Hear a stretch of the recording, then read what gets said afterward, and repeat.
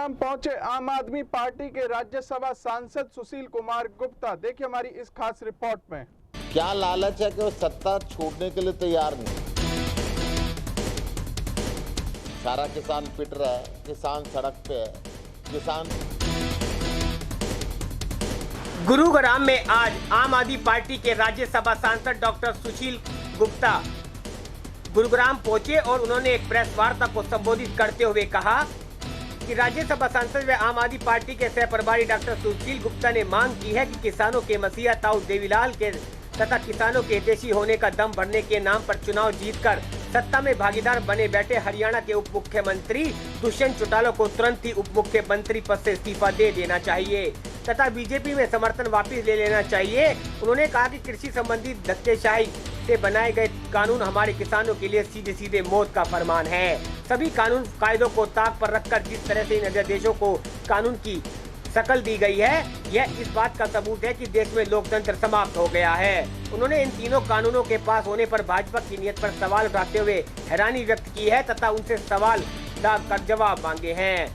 आखिर सरकार को ऐसी क्या इमरजेंसी थी जिसके लिए उससे अध्यादेश लाने पड़े। जब पूरे देश का किसान सड़क पर था तो इसका घोर विरोध कर रहा था, तो आनन फानन में इन बिलों को सदन में क्यों लाया गया। राज्यसभा में बिना बहस के सदन की सभी मर्यादाओं को ताक पर रखकर बिलों को ध्वनिमत एवं धक्केशाह से क्यों पास किया गया।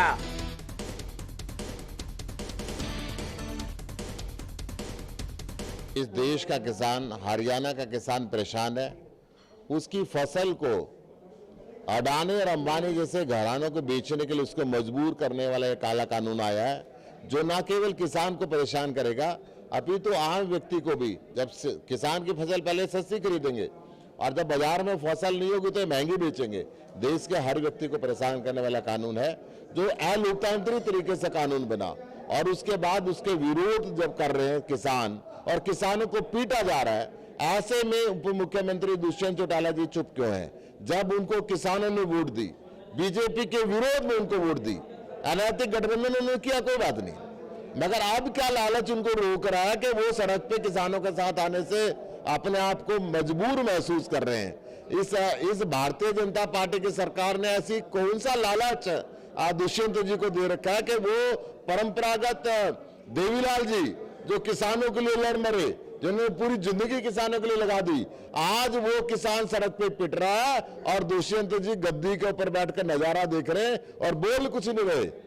तो ऐसी क्या मजबूरी है कि चुप रहना पड़ रहा है? आम आदमी पार्टी ने सड़क के ऊपर किसानों के लिए पूरी लड़ाई लड़ी, किसानों के हर धरने के शामिल हुए, हर पंचायत के अंदर शामिल हुए और संसद के अंदर आम आदमी पार्टी ने सबसे ज्यादा लड़ाई लड़ी। हमने लोकसभा के अंदर भी और राज्यसभा के अंदर भी लगातार आवाज को ऊंचा उठा के देश की सरकार को जताया कि आप ये अलोकतांत्रिक तरीके से, असंवैधानिक तरीके से बिना वोटिंग के बिल पास कर रहे हैं, गैर कानूनी तरीके का आप काम कर रहे हैं। हम देश के राष्ट्रपति जी को मिल के आए, उनको ज्ञापन दे के आए कि सरकार ने गैर कानूनी तरीके से बिल पास किया, इसके पर हस्ताक्षर ना करें।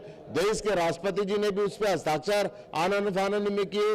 जिस प्रकार आनन फानन में बीजेपी पहले अध्यादेश लाई, फिर बिल बनाया, देश का किसान सड़क पे था, बीजेपी ने परवाह नहीं की।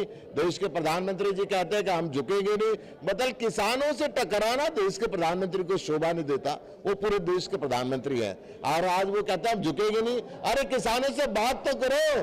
जो किसान संगठन अध्यादेश के समय से सड़क पे आ गया और उससे आप बात करने के लिए तैयार नहीं है, संसद में आप सांसदों से बात करने के लिए तैयार नहीं है। ऐसा कौन सा पूंजीपति मित्र ने क्या लालच सरकार को दे दिया, और वो जाने और सरकार जाने। गुरुग्राम से एनसीआर न्यूज के लिए एमी शर्मा की खास रिपोर्ट। अपने शहर की ताजा खबरों के लिए एनसीआर न्यूज के साथ बने रहिए। चैनल को लाइक व सब्सक्राइब करें। नमस्कार।